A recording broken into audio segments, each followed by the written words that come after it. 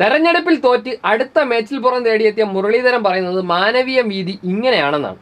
മാനവീയ വീതിയിൽ മറ്റു ചില സൗകര്യങ്ങളൊക്കെ രാത്രി കാലങ്ങളിൽ ഏർപ്പെടുത്തി കൊടുത്തിട്ടുണ്ട്.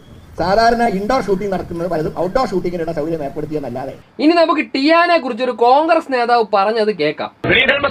സ്ത്രീകളുടെ സ്വഭാവമായിരുന്നു. ഇദ്ദേഹം KPCC പ്രസിഡന്റ് സ്ഥാനത്ത് പോയതോടുകൂടി ഇവിടെ വന്നുകൊണ്ടിരിക്കുന്ന സ്ത്രീകളുടെ മുഴുവൻ പ്രശ്നങ്ങൾ പരിഹരിച്ചു കഴിഞ്ഞു. പാർട്ടി പ്രവർത്തകന്മാരോട് രഹസ്യം പറയുമ്പോൾ എന്തിനാണ് കുത്തിയിടുന്നത്?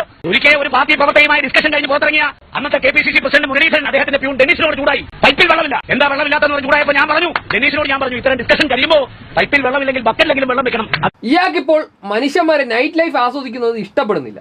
മാനവീയ തിരുവനന്തപുരത്ത് ആളുകൾ സന്തോഷത്തോടു കൂടി ജീവിതം ആസ്വദിക്കുന്ന ഒരു സ്ഥലമാണ്. അവിടെ വരുന്ന മനുഷ്യരെ കുറിച്ചാണ് ഇയാൾ ഈ അവരാധിക്കുന്നത്. ചെയ്തതാകാനാണ് സാധ്യത. പിന്നീട് ഇയാൾ ഇവിടെ നിന്ന് പോയി പ്രശാന്ത് MLA ആയി വന്നുകൊണ്ടാണ് മാനവീയ നീതി ഇങ്ങനെ ആയി മാറിയത്. ഇയാളെ പോലെ 17ാം നൂറ്റാണ്ടിൽ നിന്നും ബസ് കിട്ടാത്ത മുതലുകളാണ് ഇവിടെ വികസനം വരാതിരിക്കാനുള്ള പ്രധാനപ്പെട്ട കാരണം.